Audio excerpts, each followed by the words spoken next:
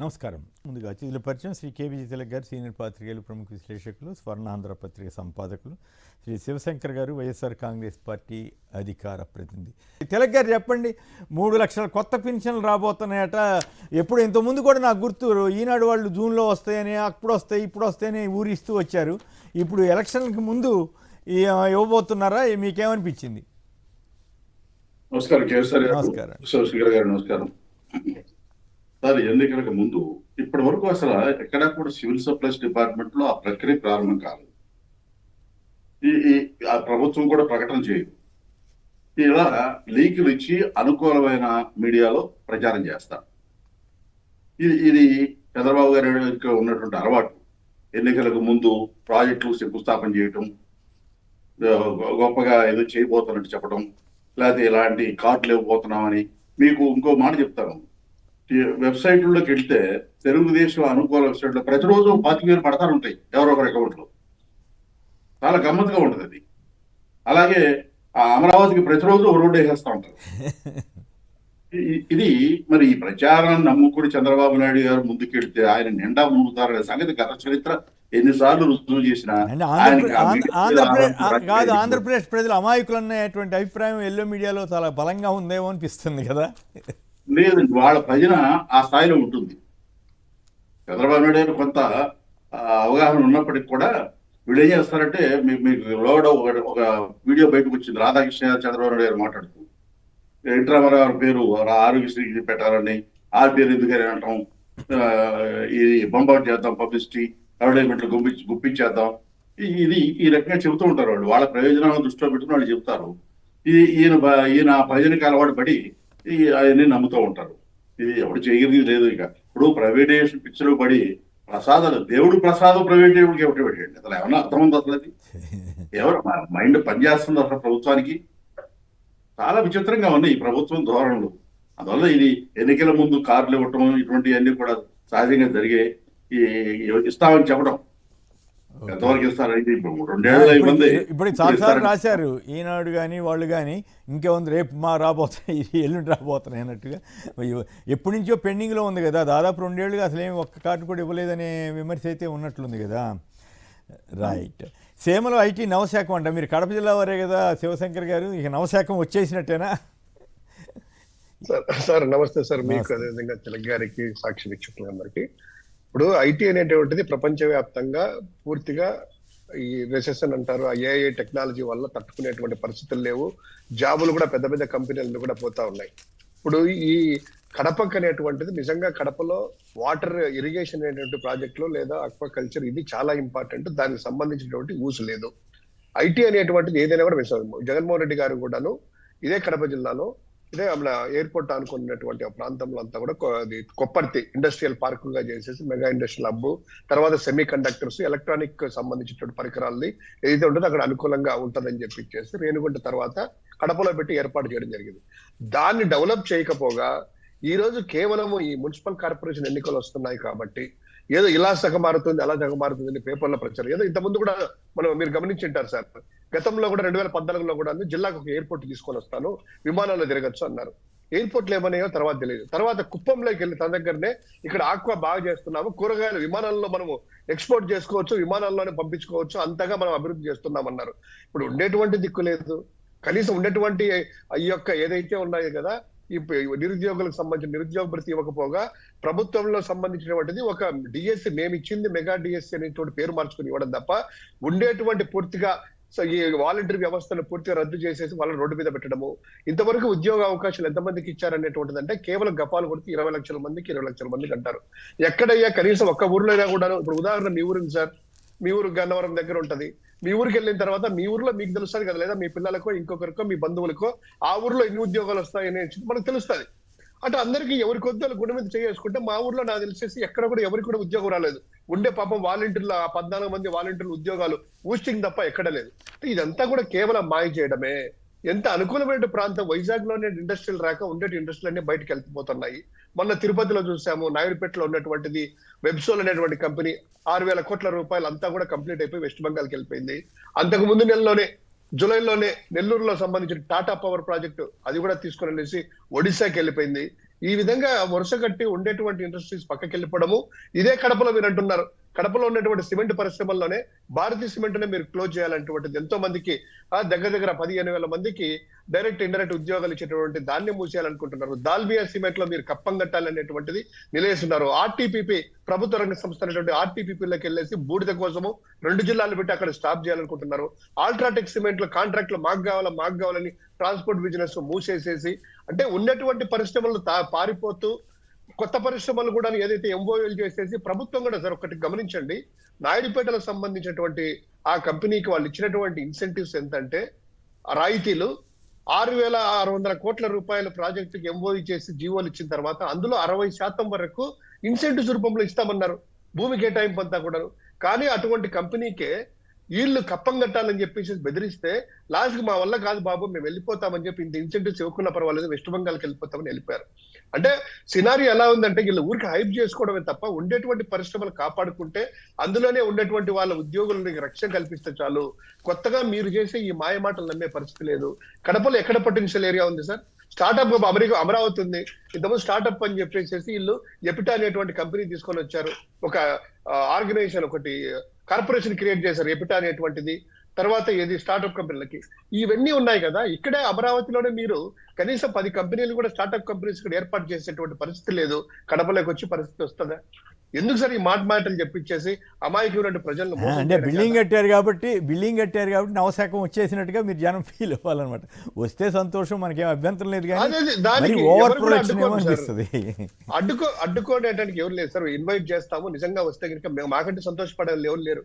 ఎందుకు ఈ over buildup చేసేసి ప్రజలు మోసం చేయడము? దాని గురించి ఏంటంటే సార్ ఈ స్టార్ట్అప్ కంపెనీలు అని చెప్పేసి ఏం జరిగిందంటే 14-19లో ఒక 10 మంది పేర్లు తీసుకోవడము, వాళ్ళకి ఎంప్లాయ్మెంట్ ఇచ్చినట్టు, వాళ్ళకి ప్రోత్సాహాలు ఇచ్చినట్టు. కనీసం అంటే ఏ స్టార్ట్అప్ కంపెనీ అంటే ఏంటి సార్, కొంచెం పెట్టాలి, ఒక ప్రొడక్ట్ తయారు చేయాలి, మనలో మేధస్సు ఉంటే కనుక వాడికి క్రియేట్ చేయడానికి కంపెనీ అందుకు ఏమి ఉండదు. కాబట్టి ప్రభుత్వమే ఒక ఇంక్యుబేషన్ సెంటర్ ఏర్పాటు చేసేసి అక్కడ కనీసం అంటే కంప్యూటర్ ఇవ్వడానికి పవర్ అంతా కేటాయిస్తే ఆ మేధస్సుతో ఒక ప్రొడక్ట్ తయారు చేయడం, అది స్టార్ట్అప్ కంపెనీస్ అంటే. ఎక్కడ చేశారు? అమరావతిలో ఏమైంది? మీరు పెట్టినటువంటి కంపెనీలు ఏమైంది? అంతేకాదు, తెలంగాణకు సంబంధించి కూడా నిజామాబాదు మరి కొన్ని జిల్లా హెడ్ క్వార్టర్స్లో ప్రయత్నం చేశారు కేటీఆర్ గారు ఉన్నప్పుడు, మరి ఇప్పుడు కూడా జరుగుతుందేమో. ఒక జిల్లా సెంటర్లో పేరెందుకు కానీ ఏమి పని జనం రావట్లేదు, అసలు పర్పస్ కూడా సర్వ్ అవ్వట్లేదు అని చెప్పి చాలా వరకు మూతపడిపోయిందని ఒక వీడియో కూడా వచ్చింది, ఏది సరిగా నడవట్లేదని. సో అలాంటిది కడపలో డెవలప్ చేయాలన్న ఆలోచన తప్పు కాదు, కానీ బట్ దాన్ని ఓవర్ ప్రొడక్షన్ చేయటం, ప్రచారం చేసుకోవడం ద్వారా జనంలో ఒక భ్రమ కల్పించడమే తప్పు అనిపిస్తుంది. వాస్తవానికి తగ్గట్టుగా చేస్తే అభ్యంతరం లేదు. అయితే అదే మీరు అన్నట్టు సార్, ఇదే విజయవాడలో పెట్టారు కదా స్టార్ట్అప్ కంపెనీస్ పెట్టడానికి ఆర్గనైజేషన్ పెట్టారు కదా, ఎంతమంది స్టార్ట్అప్ ఎంతమంది ఎంటర్ప్రెన్యూర్ గా తయారు చేశారు, ఇంతమంది వచ్చారు, ఇదిగో రోల్ మోడల్ అని చెప్పి ఇది చెప్పొచ్చు కదా. ఇక్కడే ఫెయిల్ అయింది, కడపలో సక్సెస్ అవుతుందా? రైట్. అయితే పెన్షన్ల మీద కూడా మాట్లాడతారా సంక్షిప్తంగా? ఎస్ సార్, ఈ పెన్షన్లు అనేటువంటిది సార్ ఒక బూటకము. ఈ వెన్నుపోటు పార్టీ ఏం చేస్తుందంటే వాళ్ళు చెప్పినటువంటిది మేనిఫెస్టోలో ఆయన చంద్రబాబు గారు గొడ్డల పార్టీ అని అనవసరంగా మాట్లాడుకుని చివరికి వెన్నుపోటు పార్టీ అన్న మీ గొడ్డల పార్టీ అని ఆయన రుజువు చేయలేకపోతున్నాడు, కానీ బట్ వెన్నుపోటు పార్టీ అని మీరు రుజువు చేసే పరిస్థితి తెచ్చుకున్నాడు ఆయన. ఎందుకో అంత సీనియర్ ఇట్లాంటి మాటలు మాట్లాడి అప్రదర్శ పాలవటం ఏంటో అర్థం కాదు నాకు. నిన్న అధికారికంగానే సార్, అధికారికంగా మా అధ్యక్షుల వారికి కూడా ప్రకటన కూడా మీరు అంతా వింటారు. ఇప్పటి నుంచి ఆ వెన్నుపోటు పార్టీ, ఎందుకంటే గొడవల పార్టీ ఏదో గాలి మీద వేసేసి ఏదో వాళ్ళ గొడ్డలు ఎవరు గొడ్డలు పెట్టారు ఏంటి అనేటువంటిది సిబిఐ విచారణ క్లియర్ గా జరగకుండా చూసింది. ఎవరిది గొడ్డలో ఎవరి చేతుల గొడ్డలో తేలిండేది. ఈ రోజు వెన్నుపాటు పార్టీ అనేటువంటిది క్లియర్ కట్ గా ప్రజలకు ఎవిడెన్స్, అందులో మీరు కూడా ప్రత్యక్ష ఉదాహరణే.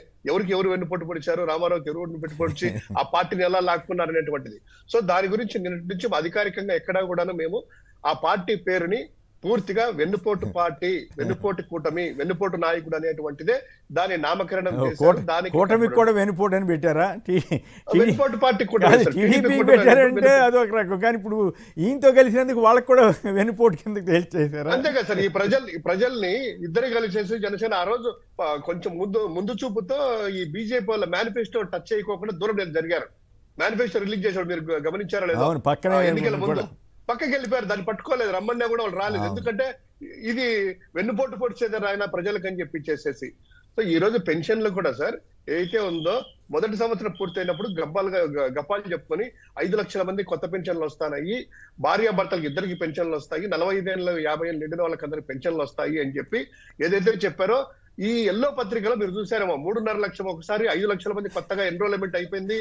ఆ సచివాలయాల్లో అందరూ కూడా మొత్తం స్వీకరిస్తున్నారు, అప్లికేషన్లు అయిపోతాయని అన్నారు. 2 ఏళ్ళు వెన్నుపోటు పాలన పూర్తి అయిపోయింది. వెన్నుపోటు పార్టీ 2 ఏళ్ళు ఎప్పటికి మన జూన్ లో అయినా కూడా లేదు. ఈ రోజు స్థానిక సంస్థల ఎన్నికలు వచ్చినాయి, తర్వాత ఇంటింటికి టీడీపీ అనేటువంటి వాళ్ళు తిరుగుతున్నారు. ఎక్కడికి వెళ్ళినా కూడాను అప్లికేషన్లతో ఇన్వైట్ చేస్తా ఉన్నారు, అయ్యా నాకేమైంది పెన్షన్, మాకేం సరిపోయింది. మీరు గతంలో సార్ గుర్తుందో చంద్రబాబు టైంలో కూడాను ఎవరన్నా చనిపోతారా పెన్షన్ రావడానికి అని ఎదురు చూసేవాళ్ళు పల్లెల్లో. అంటే చనిపోయిన వాళ్ళ ప్లేస్ లోనే ఇంకొకరికి వచ్చేది. ఒక పెన్షన్దారు ఉంటే గనక వాళ్ళు చనిపోతే ఇంకొకరికి వచ్చేది. సేమ్ ఇదే ఇప్పుడు జరిగేటువంటి అంటే ఉండేటువంటి పెన్షన్లు రోజు రోజుకు తగ్గిస్తా ఉన్నారు. 5.5 లక్షల పెన్షన్లు తగ్గిపోయాయి, కొత్త పెన్షన్లు అనేటువంటిది రాలేదు. ఈ స్థానిక సంస్థల ఎన్నికల్లో ఏదో విధంగా మాయ చేయడానికి అప్లికేషన్లు తీసుకుంటున్నాం అనేటువంటి మాయే తప్ప, ముందు జగన్ గారి హయాంలో 2024లో ఇచ్చినటువంటి ఆ పెన్షన్ సక్రమంగా ఆ నెంబర్ అమలు చేస్తే కొత్త పెన్షన్ దేవుడు ఎరుగనేటువంటి పరిస్థితి ఉంది సార్. రాయ్ మరి దీని మీద తిలక్ గారు చెప్పండి, ఏమిటి ఒక పక్కేమో రాయలసీమలో కరువు, ఇంకో పక్క మొత్తం అంతా నీళ్లతో నిండిపోతుందేమో అనే భ్రమ కలిగించేలాగా వెలుగొండ ప్రాజెక్టు మీద మీరు ప్రచారం మొదలుపెట్టారు. ఇంకో 4 రోజుల్లో ప్రారంభోత్సవం చేస్తారట. ప్రారంభోత్సవం చేస్తున్నందుకు సంతోషమే, కానీ బట్ వీళ్ళు ఎంతవరకు వాస్తవం? ఎన్టీ రామారావు, చంద్రబాబు అయినా మధ్యలో అసలు చేసిన వాళ్ళు, అసలు దీనికి పూర్తి స్థాయిలో ప్రాధాన్యత ఇచ్చింది ఎవరు, చేసింది ఎవరు? వెలిగొండ ప్రాజెక్టుకు సంబంధించి ఈనాడులో వచ్చిన కథనం చూస్తే శంకుస్థాపన చేసింది చంద్రబాబు నాయుడు గారు, ప్రారంభోత్సవం చేయబోతుంది చంద్రబాబు నాయుడు గారు అని రాశారు. మధ్యలో చేసింది ఎవరు మరి? ఆ లెక్కను బయటపెట్టవచ్చు కదా. ఆ సొరంగం దవటానికి కానీ, ఆ కాలువలు దవటానికి కానీ, అంటే అది అసలు ప్రాజెక్టుకు సంబంధించిన పనులు ఎవరు చేశారు? ఈ రాష్ట్రంలో తెలుగు గంగతో సహా మేజర్ ప్రాజెక్టులన్నిటికీ కేంద్ర ప్రభుత్వం నుంచి, పర్యావరణం నుంచి అనుమతులు తీసుకొచ్చింది రాజశేఖర గారు. చంద్రబాబు నాయుడు గారు పునాది రాళ్ళు వేయడం తప్ప, లేదు అక్కడ సభలు పెట్టి నేనే చేశానని చెప్పుకోవడం తప్ప ఒక్క ప్రాజెక్టుకైనా అనుమతులు తెచ్చారా? వెలుగొండ ప్రాజెక్టు కూడా అంతే. ఇవాళ ఎన్నికలు వస్తున్నాయి కాబట్టి దాన్ని ప్రచారం చేసుకోవడానికి సిద్ధమైపోయారు. జనానికి తెలియదు, అక్కడ స్థానికులకి మీరు వాళ్ళ సభ పెట్టి 5-6 కోట్లు ఖర్చు పెట్టే బదులు ఆ నిర్వాసితులకు వాళ్ళకి ఇవ్వాల్సినటువంటి కండిషన్లు పెట్టకుండా అన్ని సక్రమంగా ఇవ్వచ్చు కదా. అది చేయకుండా ఈ అనవసరపు ఆర్భాటపు ఖర్చులు పెట్టి ప్రారంభోత్సవం చేసి అంతా మేమే చేశామని చెప్పుకుంటే జనం నమ్ముతారా? ఈ రకమైన ధోరణి ఇంకా మారలేదు. నిన్న కాక మొన్న కడపలో వాటర్ సప్లై పవన్ కళ్యాణ్ గారు చేశారట. మొత్తం భారీగా పబ్లిసిటీ చేశారు. పులివెందుల 96% పనులు జగన్మోహన్ రెడ్డి గారి హయాంలో అయిపోతే ఆ 4% పనులు ఇన్నాళ్ళు పెండింగ్ పెట్టి ఇప్పుడు దాన్ని టేకప్ చేసి ఏదో పవన్ కళ్యాణ్ గారు మొత్తం ఉద్ధరించేస్తున్నట్టుగా చెప్తున్నాం. ఎంత అన్యాయం అండి ఇది! ఏమి ధోరణి ఇది? చంద్రబాబు నాయుడు గారితో స్నేహం చేశారు, పవన్ కళ్యాణ్ గారు కూడా ఈ అలవాట్లు వచ్చేసినాయి, పని చేయకుండా ఇలా చేయటం. ఇప్పుడు ఈ సందర్భంలో ఒక మాట కూడా చెప్పదలుచుకున్నాను. పంచాయతీరాజ్ ఎలక్షన్లు వస్తున్నాయి. మీరు పంచాయతీల్లో మీరు వచ్చిన తర్వాత జరిగింది ఏమిటి? సిబ్బంది పరిస్థితి ఏమిటి? అసలు ఏం జరుగుతున్నాయి? నిన్న మీకు జలజీవన్ మిషన్ సంబంధించిన కాంట్రాక్టర్లు మీ ఇంటి ముందు ధర్నా చేశారే. పంచాయతీల్లో ఎలా ఉంది పరిస్థితి? పారిశుధ్యం ఎలా ఉంది? ఈ వీటిని రివ్యూ చేయడం లేదు. ఎంతసేపు ప్రచారం చేసుకోవటం. పవన్ కళ్యాణ్ గారు వచ్చాక పంచాయతీలకు అవార్డులు వచ్చినాయి. అవార్డులు ఎప్పుడు వచ్చినాయి? జగన్మోహన్ రెడ్డి గారి హయాంలో వచ్చిన అవార్డుని నా హయాంలో వచ్చాయని చెప్పుకోవడం తప్ప చంద్రబాబు నాయుడు గారి సాహసం బాగా అలవాటైంది దీనికి. ఎన్నికలు వస్తున్నాయని ప్రచారం చేసుకోవడం కాదు, వాస్తవిక దృక్పథంతో మీరు ఏం చేశారో ఏం చేయబోతున్నారో చెప్పుకోవడం మంచిదని నా అభిప్రాయం. రైట్. శివశంకర్ గారు చెప్పండి, మీరు రాయలసీమ ప్రాంతమే కదా, ఈ కరువు పరిస్థితి ఎట్లా ఉంది? నిన్న మొన్న ధర్నాలు కూడా చేస్తే పోతిరెడ్డి బాడికి కూడా వెళ్ళనివ్వకుండా వైసీపీ నేతల్ని అడ్డుకున్నారు. మరోవైపు ఏమో వెలుగొండ మొత్తం అంతా వాళ్లే చేశారేమో అన్న భ్రాంతి కలిగించేలాగా ఎల్లో మీడియాలో ప్రయత్నాలు జరుగుతూ ఉన్నాయి. సో ఈ రెండింటిని విశ్లేషించండి సార్. ఒకసారి ఈ మన వెలుగొండ గురించి ఒక 2 లైన్ చెప్పించేసి కరువు గురించి మాట్లాడతాను. వెలుగొండది సార్, ఈ రోజు ఈనాడు పేపర్ చూస్తే కనుక ఆ ఎలివేషన్స్ ఏంటంటే, తడారిన బీళ్లకు గొంతెండిన ఊళ్ళకు వస్తున్నాయి కృష్ణమణిళ్ళు అంటూ, కరువు నేలకు కొండంత అండ వెలుగొండ, కొలిక్కి వచ్చిన భగీరథ ప్రయత్నం అంట, అప్పుడు శంకుస్థాపన ఇప్పుడు ప్రారంభం రెండూ చంద్రబాబు చేతుల మీద కానీ సంకల్పంతో సాకారం అనేసి ఒక పెద్ద పెద్ద టైటిల్స్ ఇచ్చారు సార్. నిజంగా ఆయనకు చిత్తశుద్ధి ఉంటే 1996లో ఇది ఓపెన్ చేశామన్నారు. గతంలో ఉమ్మడి రాష్ట్రంలో 2 సార్లు ముఖ్యమంత్రిగా ఉండే, తర్వాత కొత్త రాష్ట్రానికి ముఖ్యమంత్రిగా ఒకసారి చేశారు. అంటే 14 సంవత్సరాలు పూర్తి చేయండి ఈ యొక్క 2 సంవత్సరాల్లో చేసిండాడా ఒకటి. ఇక రెండవది, ఈయన కట్టింది ఎంతంటే సార్, ఈ మొత్తం ఎంటైర్ హిస్టరీ తీసుకున్నట్లయితే ఈ మన వెలుగొండకు సంబంధించినటువంటిది చంద్రబాబు నాయుడు గారు 2 సొరంగాలు కలిపి 6.9 కిలోమీటర్లు తవ్వాడు సార్. 6.9 కిలోమీటర్లు అప్పుడు ఇప్పుడు అన్ని కలిపిచ్చేసి తవ్వింది 6.9 కిలోమీటర్ 2 సొరంగాలు కలిపి. అప్పుడు జగన్మోహన్ రెడ్డి మన వైఎస్ఆర్ గారు సార్ 20.3 కిలోమీటర్లు తవ్వారు. మా హయాంలో జగన్మోహన్ రెడ్డి గారు కరోనా వచ్చేసి క్లిష్ట పరిస్థితుల్లో కూడాను అప్పట్లో లేబర్ దొరకమని చేసినా కూడా 10.56 కిలోమీటర్లతో చూశారు. ఇక రెండవది సార్, ఈ R&R ప్యాకేజ్ ఈ రోజు ఏదో అట్టహాసంగా ఎప్పుడైతే ఆ యొక్క నీకు 15,000 నీకు 15,000 నీకు 15,000 అనేటువంటి మంత్రి ఆ సొరంగంలో పడుకున్నట్టు అక్కడే రాత్రి ఉన్నట్టు ఈనాడు పేపర్లో ఒక పక్క ప్రణాళికగా వాళ్ళు ఏంటంటే ప్రజల మెదుల్లో నాటడానికి వాళ్ళు పనిచేసేది లేదు, ప్రచారమే కదా. ఆయన లోపలనే టన్నల్లో నడిచిపోయాడు, టన్నల్ లోపల పడుకున్నాడు అనేటువంటిది ఎలివేషన్స్ ఇచ్చినప్పుడే ఇది క్రెడిట్ చోరీ జరుగుతా ఉంది అనేటువంటిది అర్థమైంది. వీళ్ళు సార్ మా హయాంలో జగన్మోహన్ రెడ్డి గారు 2020 జూన్ 24న 324 జీవో ద్వారా ఈ R&R ప్యాకేజ్ కింద నిర్వాసితులకి 1901.56 కోట్లు జీవో ఇచ్చేసి రిలీజ్ చేసి ఇంత అవసరమైతే ఇంతని జీవో ఇస్తే 1901 కోట్లకు కానీ వీళ్ళు ఇప్పుడు ఎంత సార్ కేవలం 768 కోట్లు ఖర్చు పెట్టించేసి ఇంక వెళ్ళిపోండి అని చెప్తా ఉన్నారు. అంటే మిగతా నిర్వాసితులకు కానీ వీళ్ళకి కానీ సంబంధం లేదు, పట్టించుకోలేదు. గిరిజనులు రోడ్డు మీద ఇస్తారు ట్రైల్ రన్ అనేటువంటి దాంతో. అంటే వీళ్ళు చేసేది కేవలం ప్రచారము ప్లస్ ఈ R&R ప్యాకేజ్ కూడా పూర్తిగా వీళ్ళకి ఇవ్వకుండా 2003 సంబంధించినటువంటిది 2013 భూసేకరణ ప్రకారం చేయకోకుండా వెలుగొండని కేవలం ప్రచార పిచ్చితోనే ఇల్లు చేస్తా ఉన్నారు. ఇదే చంద్రబాబు నాయుడు ఓపెన్ ఛాలెంజ్ చేస్తా ఉన్నాము. ఎస్ లెక్కలు ఉంటాయి కదా, మీరు తవ్విందెంత, ఇది కూడా ఎక్సెస్ రేట్లు ఇచ్చేసి కాంట్రాక్టర్లకి గతంలో వీళ్ళ కాంట్రాక్టర్లకి సీఎం రమేష్ వీళ్ళకందరికి కూడా దోచిపెట్టడమే కాకుండా చేసింది శూన్యము. ఏదైతే పోలవరం ఇందాక మీరు ఒక వీడియో వేశారో ఆ వీడియో ప్రకారం దగ్గుబాటి వెంకటేశ్వర గారు చెప్పినట్టు వాళ్ళ కో బ్రదర్ చెప్పినట్టే ఈ యొక్క రాజశేఖర రెడ్డి గారు అప్పుడు పోలవరం కడతా అంటే కాలువలు తవ్వుతా అంటే ఇది వేస్ట్ అని చెప్పిచ్చేసి తర్వాత ఇదే కాలువని పట్టుసీమ తీసుకొని నేనే దానికి జాతిపితను, నేనే దానికి పునాదులు చేసి నేనే చేసిన అనేటువంటిది క్రెడిట్ ఎలా తీసుకుంటున్నాడో వెలుగొండ ప్రాజెక్టు కూడా నిర్వాసితులను అన్యాయం చేస్తూ వారికి సక్రమంగా చెల్లించకుండా క్రెడిట్ మాత్రము ఎల్లో మీడియా ద్వారా తను చేసుకుంటా ఉన్నారు అనేటువంటిది ఒకటి. ఇక రెండవది సార్, కరువు సంబంధించింది చాలా చాలా దారుణమైన పరిస్థితులు రాయలసీమలో ఉన్నాయి. తాగునీటికి అనేటువంటిది ప్రజలు మెంటల్ గా ప్రిపేర్ అయినా కూడాను తాగునీటికి అదేవిధంగా వీళ్ళకి పశువులకి ఇవిను కూడాను పక్షులు కానీ చాలా దారుణమైన పరిస్థితులు ఉన్నాయి. ఈ శ్రీశైలంలో నీళ్లు ఉన్నాయని చెప్పిచ్చేసేసి 4 రోజులు ఏం చేశారంటే కనుక ఎల్లో మీడియా అంతా కూడాను చంద్రబాబు వస్తే కరువు వస్తుంది అనేటువంటి నానుడి మర్చిపోవాలనేటువంటి ఉద్దేశంతో పూర్తిగా శ్రీశైలంకు నీళ్లు నిండినాయి, శ్రీశైలం ఇంత వచ్చింది, రాయలసీమకు నీళ్లు వస్తాయి అది ఇది అన్నారు. కానీ శ్రీశైలం నీళ్లు ఉన్నా కూడా సార్ ఇప్పటికి కూడా కేసీ కెనాలకు కానీ తెలుగంగాను కానీ తుంగభద్ర దిగువ కాలువకు కానీ నీళ్లు అనేటువంటిది ఇంతవరకు ఇవ్వలేదు. దాని గురించి నీళ్లు మాకు శ్రీశైలంలో ఉన్నా కూడాను ఆ నీటిని మాకు ఇవ్వండి అని చెప్పిచ్చేసి మన సోమవారం రోజు రాయలసీమ నాయకులంతా కూడాను ఆ పోతిరెడ్డిపాడు దగ్గరికి ఆ హెడ్ రెగ్యులేటర్ ద్వారా మాకు రావాలి కాబట్టి అక్కడికి వెళ్తా ఉంటే కనుక ఎక్కడికక్కడ 100 మంది పోలీసులను పెట్టించేసి ఆ పోతిరెడ్డిపాడు దగ్గరికి వెళ్ళకోకుండా పూర్తిగా అడ్డుకున్నారు. శ్రీశైలం డాంతికి పంపించట్లేదు. ఎందుకు అంటే కనుక నీళ్లు జనాలకు చూపించేసేసి రాయలసీమ వాళ్ళకి కనీసం అంటే కనుక సాగునీటికి కాసేపు పక్కన పెడితే తాగునీటి కష్టాలు కూడా వస్తాయ్యా.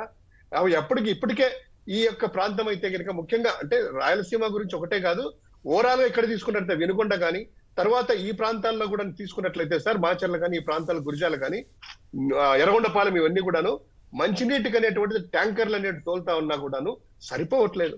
మంచినీటి కొరత ఏర్పడింది. ఇక రైతాంగం చూసుకున్నట్లయితే కుదేలవుతా ఉంది. కనీసం ఎల్లినో అనేటువంటిది వస్తా ఉంది అని చెప్పిచ్చేసి 1.5 year 2 ఏళ్ల నుంచి ఉన్నా కూడా ఒక్కరోజు కూడా సమీక్ష పెట్టించేసేసి ఈ పశువులకు దానా ఏంటి, ఈ పశువులకు మేత ఏంటి, సాగునీటి ఎలా చేస్తాము అనేటువంటి తాగునీరు ఎలా చేస్తాము అనేటువంటిది కనీసం ఒక్క సమీక్ష కూడా లేకుండా ఎప్పుడు చూసినా కూడా జగన్మోహన్ రెడ్డి గారు తిట్టడము లేదా ప్రచారాలు చేసుకోవడము ఆర్బాటలే. ఈ కరువు అనేటువంటిది జీవితంలో చూసిండము, అంత పెద్ద కరువు రాబోతుందని అనేకమైనటువంటి జాతీయ సంస్థలు అయితేనేమి ఈ యొక్క డిజాస్టర్ సంస్థలని చెప్పినా కూడాను కనీసం అంటే గనక ఇంతవరకు ఒక్క ప్రణాళిక లేదు. తాగునీళ్ళు ఎలా ఇస్తారనేటువంటిది ఇంకా భయంగా ఉంది. చాలా Right. ఘోరంగా పరిస్థితి ఉంది. ఇప్పటికి కూడా ఎక్కడికైనా వెళ్ళడము, ఇది చేశాను, ఈ ఉద్యానవనంలో హబ్బు చేస్తున్నాను, ఎన్ని వస్తున్నాయి అనేటువంటి ఉంది.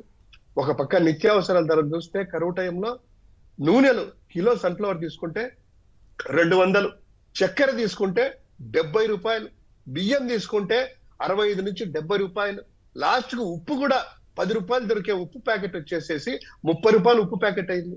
కూరగాయలు అనేవి ఉన్నాయి, రైతుల కన్నా అట్లా వస్తున్నాయి అనుకుంటే అటు రైతులు రాలేదు. ఉల్లి తీసుకుంటే కనుక 55 నుంచి 60 రూపాయలు ఉల్లి అయింది, ఉల్లిగడ్డలు. బీన్స్ అలాంటి తీసుకుంటే కనుక వెళ్తే కనుక 120 రూపాయలు కిలో అయిపోయింది. టమోటాలు ఏమో 40 రూపాయలు అయిపోయినాయి, రైతుల దగ్గర 2 రూపాయలు అట్లుండే. అంటే రైతుకు నష్టం లేదు, నష్టము పాపం, తినే వాళ్ళకు మనకు నష్టమే. కనీసం అంటే సగటు మానవుడు ఎలా బతుకుతాడు అనేటువంటిది చాలా ప్రశ్నార్థకమైంది సార్. ఈ రోజు ఎల్లినో పరిస్థితులు గ్రౌండ్ లెవెల్లో చాలా చాలా ఇబ్బందికర పరిస్థితులు ఉన్నాయి ఇప్పటికే. మరి ఆ పరిస్థితి మీద అధిగమించాలి. కాకపోతే ఏంటంటే దాన్ని కవరప్ చేయడం కోసం ఈ వెలుగొండ ప్రాజెక్టు వ్యవహారం ఇదంతా కూడా కథ నడుపుతారేమో. దేనికదే నడపాలి. కానీ నేనైతే ఒక 3 ఏళ్ల క్రితం ఆ వెలుగొండ రిజర్వాయర్ చూశాను. అద్భుతంగా అసలు అంత పెద్ద కట్టడం, అంత పెద్ద కట్టబోసి మొత్తం తయారు చేసిన తీరు చాలా బ్రహ్మాండంగా అనిపించింది. అదంతా అప్పట్లో అక్కడ స్థానికులను అడిగా, ఎవరి హయాంలో అంటే రాజశేఖర రెడ్డి గారే సార్ అని వాళ్ళు ఓపెన్గా చెప్పడం జరిగిందనమాట. సో క్రెడిట్ ఖచ్చితంగా నా ఉద్దేశంలో అయితే అది పోలవరం కావచ్చు, వెలుగొండ కావచ్చు, ఎనీ మేజర్ ఆ మటుకు తెలుగు గంగ వరకు మాత్రం ఎన్టీ రామారావు గారు అప్పుడు తీసుకున్నటువంటి చొరవ. యాక్చువల్గా నాకు తెలిసి చంద్రబాబు గారికి భారీ ప్రాజెక్టుల మీద అంత నమ్మకం ఉండేది కాదు అప్పట్లో. ఆయన విధానం అది కావచ్చు, తప్ప అది ఆయన ఆలోచన దానికంటే చిన్నయే బెటరు అనేది ఆయన ఉద్దేశం కావచ్చు. ఆ విధానానికి కట్టుబడి ఉంటే అది ఒక రకం. కానీ ఇప్పుడేమంటారు, అప్పుడేమో పోలవరంతో అయ్యేది కాదు పోయేది కాదని అన్నట్టుగా మాట్లాడేవారు. ఎర్రా నారాయణ స్వామి గారు, వడ్డీ వీరభద్రరావు గారు ఇలాంటి వాళ్ళు చాలా యాత్రలు చేసి ఇవన్నీ చేస్తే కూడా వాళ్ళని కూడా పట్టించుకునేవారు కాదు, వాళ్ళు తెలుగుదేశం వాళ్ళైనా కూడా. మా బోటి వాళ్ళని కూడా పోలవరం పులిచింతలు ఇటువంటి అంటే అవన్నీ అయ్యేవి కాదనే ఫీలింగ్లో ఆయన ఉండేవారు. ఇప్పుడు పోలవరం నా కళ అని చెప్తున్నారు. సంతోషం, ఇప్పటికైనా కలగంటున్నందుకు సంతోషమే. కానీ బట్ రాజశేఖర రెడ్డి గారి ప్రధానమైన క్రెడిట్ ఇవ్వకుండా, జగన్ గారికి ఇవ్వాల్సిన క్రెడిట్ ఇవ్వకుండా మొత్తం తనే తీసుకోవాలనుకుంటే అది అట్లాగే వెలుగొండ విషయంలో కూడా ఎవరు క్రెడిట్ వాళ్ళకి ఇచ్చి నేను ఇది చేశాను, వాళ్ళు ఇది చేశారు, సంతోషం, మా ప్రభుత్వం అంతా ఇట్లా ఉండాలి అని చెబితే బాగుంటుంది తప్ప మొత్తం క్రెడిట్ తీసుకుంటే ఇట్లాంటి విమర్శలకి అవకాశం ఉంటుంది. ఇక ఈ స్థానిక ఎన్నికలు సజావుగా జరుగుతాయా, జరిగితే అసలు జరిగే అవకాశం ఉందా లేదా, జరిగితే పాత ఓటర్ల జాబితానా కొత్త ఓటర్ల జాబితానా, 2 ఫ్రీ అండ్ ఫెయిర్గా జరిగితే గెలిపేవారిది. మొన్న ఆత్మసాక్షి వాళ్ళ సర్వే కూడా ఒకటి వచ్చిన నేపథ్యంలో సహజంగానే కూటమిలో ఆందోళన ఉంటుంది కదా. ముందుగా తిలక్ గారు. సార్ గారు, స్థానిక సంస్థల ఎన్నికలకు సంబంధించి జగన్మోహన్ రెడ్డి గారు ఎక్స్ప్రెస్ చేసినటువంటి అభిప్రాయం, డౌట్స్ ఫెయిర్గా జరుగుతాయా అనేది నాకు డౌటే. కారణం ఏంటంటే ఆయన ఇప్పటికే 2 రకాలుగా ఆయన వైఖరి బయటకు వచ్చింది. ఒకటి 34% బీసీలకు రిజర్వేషన్ అనేది, కులగణన జరగకుండా బీసీలకు రిజర్వేషన్ సాధ్యమా, ఇది కోర్టులో నిలబడుతుంది. పైగా ఆయన కోర్టుకు వెళ్తే ఇది ద్రోహమే అని చెప్పేసి అన్నాడు. కోర్టుకి వెళితే ద్రోహం అన్నప్పుడు కోర్టుకి అసలు నువ్వు అడ్డగోలుగా చేసి కోర్టుకి ఎలా వెళ్తావు? నీ పార్టీలో 34% ఇవ్వు, ఆ డెసిషన్ అనౌన్స్ చేయి, ప్రభుత్వంలో సాధ్యం కానప్పుడు అది చేయకుండా కోర్టుకు వెళ్లే అవకాశాన్ని ఇవ్వటం వల్ల ఈ ఎన్నికలు జరుగుతాయా అనేది ఒక డౌట్ ఉంది. అది కోర్టు ఏం చేస్తుందనేది చెప్పాలి. 2, నేను క్యాబినెట్ లో కూడా చర్చించారు వీళ్ళు. జగన్మోహన్ రెడ్డి గారు చెప్పారు, ఆయన చెప్పింది ఏంటంటే జగన్మోహన్ రెడ్డి గారు ఈ సర్ అనే ప్రోగ్రాం ఓటర్ల రివిజన్ జరిగింది, ఆ రివిజన్ లో దాదాపు 40 లక్షల ఓట్లు తీసేస్తున్నారు అనేది బయటకు వచ్చింది. అఫిషియల్ గా అనౌన్స్ చేసినప్పుడు ఈ ఓట్లు తీసేసిన ఈ సర్ ప్రోగ్రామ్ లో రివిజన్ జరిగినటువంటి ఓటర్ లిస్టు ప్రకారం కాకుండా సర్ ప్రోగ్రాం ప్రారంభం కాకముందు ఏ ఓటర్ లిస్టులు అయితే ఉన్నాయో, ఏ ఓట్లు అయితే ఉన్నాయో ఈ 40 లక్షలతో కలిపి వాటితో ఈ స్థానిక సంస్థల ఎన్నికలు జరపాలి అనేది తెలుగుదేశం పార్టీ అభిప్రాయంగా కనిపిస్తోంది. సో ఇది కుట్ర. 40 లక్షల ఓట్లు చనిపోయిన వాళ్ళు కానీ, ట్రాన్స్ఫర్ అయిన వాళ్ళు కానీ, లేదా దొంగ ఓట్లు కానీ, డబుల్ ఓట్లు కానీ, ఇన్ని రకాలుగా ఉన్నప్పుడు వాటితో ఎన్నికలు జరపాలని ఆలోచన చేయటం అంటే అది కుట్రగా మరి ఏమవుతుంది? ఒక పక్కన బీసీలను మోసం చేస్తూ కోర్టుకు వెళ్ళే లూప్ హోల్స్ తో కూడినటువంటి కేబినెట్ తీర్మానం, మరో పక్క సర్ ప్రోగ్రామ్ కంటే ముందున్నటువంటి ఓటర్ లిస్టులతో ఎన్నికలకు వెళ్ళాలంటారు. అంటే 4 లక్షల ఓట్లు మీవే అని చెప్పి ఒప్పుకుంటారా? ఇక మూడోది పోలీసు వ్యవస్థను ఉపయోగించుకో. జగన్మోహన్ రెడ్డి గారు కరెక్ట్గా అని చెప్పారు, సోషల్ మీడియా, లీగల్ టీమ్ ఈ రెండూ కూడా పటిష్టం చేసుకోవాలి ప్రతి చోట కూడా అనేది ఆయన చెప్పడానికి కారణం ఏంటంటే, రాబోయే రోజుల్లో యాక్టివ్గా ఉండేటువంటి స్థానిక నాయకుల మీద కేసులు విపరీతంగా పెడతారనేది నాకున్న అనుమానం. ఇక్కడ ఆ కేసులు పెట్టి యాక్టివ్గా పోటీ చేయకుండా ప్రత్యక్ష ఎన్నికలు అనేది ఒక ఆస్పెక్ట్.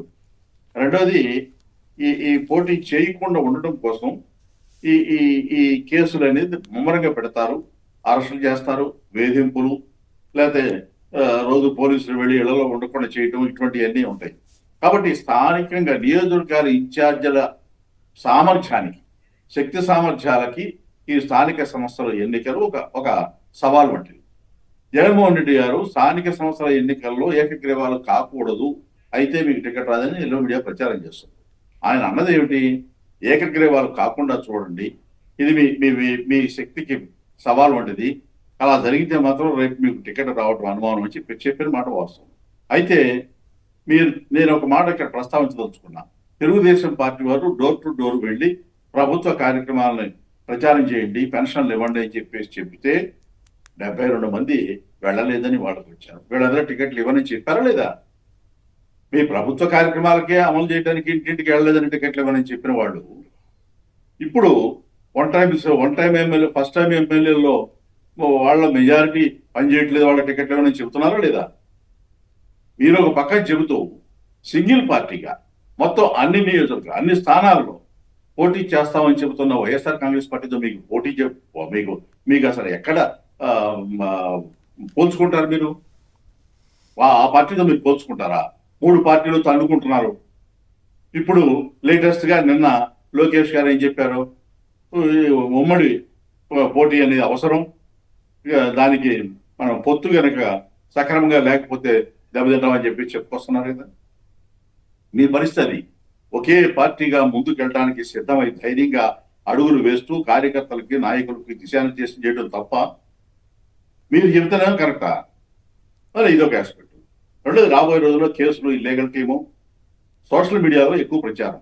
ఎందుకంటే ఇప్పటి వరకు మెయిన్ స్ట్రీమ్ మీడియా, ఈనాడు కానీ, జ్యోతి కానీ, వీళ్ళు ఏం చేస్తున్నారంటే, మెయిన్ ఎడిషన్లోనేమో ప్రభుత్వానికి అనుకూలంగా ఉంటాయి, జిల్లా ఎడిషన్లో అధికారులకు వ్యతిరేకంగా, అంటే స్థానికంగా జరుగుతూ తప్పులను అధికారుల మీద, స్థానిక నాయకుల మీద తోసేస్తూ వార్తా కథనాలు ఇస్తున్నారు. ఇది రేపొద్దున ఏం చేస్తారంటే, వైసీపీ వాళ్ళు ఇలా చేస్తున్నారు, అలా చేస్తున్నారు, అక్రమాలు జరుగుతున్నాయి, దౌర్జన్యాలు జరుగుతున్నాయి, ఇవన్నీ కథనాలు తీసుకొస్తారు. ఈ కథనాలు తీసుకొచ్చి వాటి ఆధారంగా పోలీసులు కేసులు పెట్టడం, ఇది ముమ్మరంగా జరుగుతుందని నా అంచనా. కాబట్టి ఎక్కడెక్కడ నిలబడి కలబడితేనే స్థానికంగా నియోజకవర్గ స్థాయిలో నాయకులు నిలబడగలుగుతారు. అదే ఆయన జగన్మోహన్ రెడ్డి గారు చెప్పిన మాట. అలా నిలబడగలిగితేనే ఎమ్మెల్యేగా పోటీ చేయగలుగుతారు. లేకపోతే ఏకగ్రీవాల పేరుతో అవగాహనకు వచ్చి వాళ్ళ తెలుగుదేశం పార్టీతోనో మిగతా పార్టీలతో అవగాహనకు వచ్చి ఏకగ్రీవాలంటే అది దానికి గ్రామ స్థాయిలో ఏదో బెనిఫిట్ వస్తుంది అని చెప్పి అది పైకి చెప్పే కబుర్లు, కానీ అది అండర్స్టాండింగ్స్ ఎలా ఉంటాయో గ్రామాల్లో తెలుసు. అందువల్ల ఆయన చెప్పిన దాంట్లో తప్పేం లేదు. కాబట్టి ఆయన దిశానిర్దేశం చాలా పర్ఫెక్ట్ గా ఉంది. ఆయన ఎంతగా ప్రిపేర్ అయ్యారంటే 14 లక్షల మందికి ఐడి కార్డులు ఇవ్వడానికి ప్రిపేర్ అయ్యారు, రెడీ అయ్యి అని చెప్పారు. మెటీరియల్, వెన్నుపోటు పార్టీ ప్రభుత్వ పరిపాలన 2.5 సంవత్సరాల్లో ఎలా ఉందనేది పుస్తకాలని కూడా ఇస్తాము, ప్రతి ఇంటికి చేరాలని చెప్పారు. అలాగే ప్రతి మండలంలో, ప్రతి గ్రామ స్థాయిలో కూడా మీటింగులు పెట్టుకోండి అని చెప్పారు, వాళ్ళని ప్రిపేర్ చేయమని చెప్పారు. అందరూ కూడా యాక్టివ్గా ఉండడమే కాదు, చాలా పటిష్టంగా యంత్రాంగాన్ని తయారు చేసుకోవాలని చెప్పారు. ఇవన్నీ కూడా ఇంత పటిష్టంగా జరిగితే తెలుగుదేశంలో జరిగిందా? దాంట్లో జనసేనలో జరిగిందా? బీజేపీలో జరిగిందా? ఇలాంటి ప్రిపరేషన్ లేదే. రైట్, చక్కగా 100% పర్ఫెక్ట్ గా చెప్పారు ఆయన ఎన్నికలు ప్రిపేర్ అవుతున్నారనేది అర్థమవుతుంది. తెలుగుదేశం పార్టీ ఇవన్నీ చేయట్లేదు అంటే వాళ్ళు ప్రిపేర్ అవ్వకుండా మాటలు చెప్తున్నారనేది అనుమానం మాత్రం కలుగుతుంది. రైట్, మీ విశ్లేషణ చాలా బ్యాలెన్స్డ్గాను బాగుంది తిలక్ గారు, సంతోషం. తర్వాత శివశంకర్ గారు. సార్, ఇప్పుడు నిన్న జరిగినటువంటి సనాగ సమావేశము పూర్తిగా కొన్ని వివిధ అంశాల మీద నిన్న జరిగింది. క్లియర్ కట్ గా స్థానిక సంస్థలకు సంబంధించినటువంటిది మా అధ్యక్షుడు వారు చెప్పేది ఏంటంటే, ఇప్పుడు చంద్రబాబు నాయుడు అదే వెన్నుపోటు పార్టీ ఎలా చేస్తుందంటే కనుక జిమ్మిక్కుల మీద భయపెట్టించేసి దొంగగా రావాలని అనుకుంటుంది. అది అన్యాయం. ఎందుకంటే ఎస్ఐఆర్ సంబంధించినటువంటి స్టార్ట్ అయిన తర్వాత 40 లక్షల ఓట్లను ఇప్పటికే రిమూవ్ చేశారు. ఇంకా 44 లక్షల మందికి నోటీసులు పంపించారు. ఏదైతే ఎస్ఐఆర్ డ్రాఫ్ట్ రిలీజ్ చేసిన తర్వాత 40 లక్షలు డిలీట్ అయిపోయినాయి, లేరు వీళ్ళందరూ కూడా అని చెప్పిన తర్వాత డెత్లు కావచ్చు, డూప్లికేట్ ఓట్స్ కావచ్చు, అని తర్వాత మిగతాది నేమ్ కరెక్షన్ అనో లేకపోతే మ్యాపింగ్ కాలేదని 44 లక్షల మందికి నోటీసులు పంపించారు. అందులో 50% పోతాయో 80% పోతాయో అనేటువంటిది నెక్స్ట్ మంత్ తెలుస్తాయి, అక్టోబర్ 3కి. సో ఈ టైంలోనే 2025 ఓటర్ జాబితా తీసుకొని ఏదైతే 60-70 లక్షల ఓట్లు పోతాయి కదా, దొంగ ఓట్లు, ఇది చనిపోయిన ఓట్లు, ఇవన్నీ కూడా ఉంటాయి. మనదే ప్రభుత్వం ఉంది, పోలీస్ వ్యవస్థ మన చేతుల్లో ఉంది, ఒక దౌర్జన్యంగా చేస్తాము, ఈ ఓట్లని దొంగ ఓట్లు ఇచ్చుకొని ఏ విధంగానే ఎన్నికలు జరుపుకొని గెలిపించుకోవాలనేటువంటిది చంద్రబాబు యొక్క కుట్ర ఇక్కడ క్లియర్ గా అర్థమవుతుంది. ఇది లీగల్ గా కూడా అన్యాయం. ఎందుకంటే ఇన్ని ఓట్లు 40 లక్షల ఓట్లు వాళ్ళే తీసేసిన తర్వాత ఇంకా 40 లక్షల నోటీసుల తర్వాత ఈ కొత్త జాబితా ప్రకారం అక్టోబర్ 3 రిలీజ్ అవుతుంది. ఈ లేటెస్ట్ జాబితా 26 ఈ ఓటర్ జాబితా ప్రకారం ఎన్నికలైతే నిజమైనటువంటి ఓటర్లు వేసేసి నిజమైన అంటే అట్లా కాదు మీరు నిజమైన ఓటర్ల జాబితాలో కూడా ఓటర్లందరికీ నిజమైన ఓటర్లందరికీ ఓటు హక్కు ఉందా లేదా పార్టీ పక్షపాతంగా గతంలో చూశాం కదా, మీరు చెప్పారు కదా, మంత్రులతోటి ఫోన్లో మాట్లాడటం, ఆఫీసర్లు కొన్ని వైసీపీకి సంబంధించిన వాళ్ళు ఓట్లు లేకుండా చేయడం, ఇట్లాంటివి జరిగినాయా లేదా అన్నది కూడా చెక్ చేసుకున్న తర్వాత ఆ ఓటర్ల జాబితా సరిగా ఉంటేనే ఎలక్షన్ సజావుగా జరిగినట్టుగా అర్థం చేసుకోవాలి. నిన్న కూడా మీరు అన్నట్టు మా చంద్రగిరి నియోజకవర్గ ఇన్ఛార్జి మన చెవిరెడ్డి మోహిత్ రెడ్డి గారు వచ్చారు ఆఫీస్కి. అలా నాకు కూడా నోటీసులు వచ్చింది. ఇదేంటంటే ఏదో పేరు తప్పుంది అది ఇదని ఫోన్ చేస్తే లేదు మీరు పర్సనల్ గా రావాల్సింది అంటున్నారు, మీరు రాకుంటే ఓటు పోతుంది అంటున్నారు. అంటే నియోజకవర్గ ఇన్ఛార్జీల వైఎస్ఆర్సీపీ వాళ్ళని టార్గెట్ చేసుకుని నోటీసులు ఇచ్చినారంటే మీరు అన్నట్టు ఈ 44 లక్షల్లో మా ఓట్లు ఎన్ని ఉన్నాయో, ఇప్పుడు రాజంపేట, కోడూరు ఈ ప్రాంతాలు ఉన్నాయి సార్. చాలా మంది కోవైట్ లో, దుబాయ్ లో అక్కడ ఉన్నారు, జీవనాధారానికి వెళ్ళారు. సాఫ్ట్వేర్ ఇంజనీర్లు కొంతమంది అవుట్ సైడ్స్ ఉన్నారు. వీళ్ళకి ఏం చేస్తున్నారంటే నోటీసులు పంపించేసేసి ఇంటి దగ్గరికి మీరు ఇన్ పర్సన్ రావాలి ఫలానా తేదీల్లో, వాళ్ళు చెప్పిన తేదీల్లో. అంటే ఇంకోటి ఏంటంటే వాళ్ళు తీసేసిన ఓట్లలో వైసీపీ వాళ్ళైతేనేమో తీసేయటం, టీడీపీ వాళ్ళది అనుకోండి వాటిని ఏదో రకంగా ఇంక్లూడ్ చేసే పరిస్థితి కూడా వస్తుందేమో. మరి మీరు జాగ్రత్తగా లేకపోతే పరకాల గారు చెబుతున్నారు కదా, పరకాల గారు వీళ్ళు చాలా గట్టిగా చెబుతున్నారు, సర్ పేరు మీద నిజంగా చాలా ఘోరంగా జరుగుతుంది కొన్ని రాష్ట్రాల్లోని. అట్లాంటి పరిస్థితి మీ దగ్గరికి రాకుండా చూసుకోవాలి. ఇలా వాస్తవంగా అదే జరుగుతుంది సార్. ఇప్పటికి కూడా మేము కేంద్ర పార్టీ నుంచి మాకు ఎన్నికల సంఘానికి రోజు లెటర్ రాస్తున్నాం. అయ్యా ఎవరెవరికి నోటీసులు పంపించారు, మా బిఎల్ఏకి ఇస్తాము, ఆ లెటర్ ఇవ్వండి అంటే గనక ఎక్కడ ఈఆర్ఓలు కానీ డిస్ట్రిక్ట్ కలెక్టర్లు కానీ చాలా చోట్ల ఇప్పటికి కూడా ఇవ్వలేదు. 4-5 రోజుల్లో ప్రక్రియ పూర్తవుతుంది. ఆ యొక్క నోటీసులు ఇచ్చిన వాళ్ళ పేర్లు ఉంటే వెళ్ళి ఫాలో అప్ చేసుకోవాలనేటువంటిది. ఇది ఎస్ఐఆర్ సంబంధించి. సార్ ఇక్కడ రెండే అంశాలు జగన్మోహన్ రెడ్డి గారు క్లియర్ గా చెప్పేది మా అధ్యక్షుల వారు, ఎటువంటి పరిస్థితుల్లో స్థానిక సంస్థల్లో మనం పోటీ చేస్తున్నాము. ప్రత్యక్ష ఎన్నిక ఆయన మార్చి ఏదో గిమ్మిక్లు చేయాలనుకున్నా కూడా ప్రత్యక్ష ఎన్నిక అనేటువంటిది మనకు అనుకూలమైనటువంటి అంశమే. ప్రతి చోట బలమైనటువంటి అభ్యర్థిని మీరే ఎన్నుకోండి. కేంద్ర జిల్లా కూర్చొని జిల్లా అధ్యక్షులతో పాటు మంచి అభ్యర్థిని ఎన్నుకుందాము, ఎంపిక చేద్దాము. తర్వాత ఎవరన్నా కూడా రానప్పుడు కుటుంబ సభ్యులైనా కూడా పోటీకి దింపుదాము అనేటువంటిది ఉండి పోలీసులకు కూడా క్లియర్ కట్ గా చెప్పండి. మీరు ఉండేది 2.5 సంవత్సరమే, ఉండేది 2.5 సంవత్సరం అని చెప్పండి. ఎవరైనా కూడాను అన్యాయంగా ఏదైనా కూడా ఇబ్బంది పెట్టిన ఏదైనా కూడాను వాళ్ళకు వార్నింగ్ ఇవ్వండి, లేదా ఈ యొక్క డిజిటల్ బుక్ లో చేర్చండి అనేటువంటిది. ఓవరాల్ గా ఏంటంటే సార్ 5 అంశాలతో సంస్థాగత సమావేశాలు కూడా ఏర్పాటు చేయడం అనేటువంటిది జిల్లా స్థాయిలో, తర్వాత నియోజకవర్గ స్థాయిలో, మండల స్థాయిలో చేసేసి 15 లక్షల మందికి పూర్తి అయిపోయినా చేస్తారు. జగన్ గారి స్పీచ్ ఎలాంటి స్ఫూర్తి ఇచ్చింది మీ పార్టీలో గానీ కేడర్లో గానీ నాయకుల్లో? సార్ క్యాడర్ లో నాయకుల్లో కార్యకర్తలు ఒకటే ఉంది సార్. ఎప్పుడు ఎన్నికలు జరిగినా కూడాను స్థానిక సంస్థల్లో పోటీ చేయడానికి 1 నుంచి 10 మంది వరకు అభ్యర్థులు ఉన్నారు. ఇక్కడ పోటీ వాతావరణం ఏర్పడింది. ఖచ్చితంగా ఎటువంటి పరిస్థితుల్లో వచ్చేది మీరు అన్నట్టు ఐఐటిఎస్ సర్వే గానీ వివిధ సంస్థలు కూడా సర్వే ఇచ్చిన దాని ప్రకారము రాష్ట్రంలో వైఎస్ఆర్ కాంగ్రెస్ పార్టీకి అనుకూల పవనాలు వీస్తా ఉన్నాయి. పోటీకి అనేది స్థానిక సంస్థలు అనేటువంటిది ఒక రెడీగా ఉన్నారు పోటీ చేయడానికి. అప్పుల మీద కూడా మాట మాట్లాడే టైం అయిపోయింది. అప్పులు సార్ ఈ అప్పుల రికార్డ్ ఏంటంటే సార్ మొత్తం ఓవరాల్ గా 3 లక్షల చిల్లర కోట్లు తీసుకున్నట్లయితే ఈ 5 నెలల్లో తీసుకున్నట్లయితే ఆర్థిక సంవత్సరంలో 55,000 కోట్ల రూపాయలు ఈ 5 నెలల్లో ఆవరేజ్ గా 11,000 కోట్లు తీసుకుని నెలకు 11,000 కోట్ల అప్పు తీసుకుని రికార్డ్ చేసుకుంటున్నారు.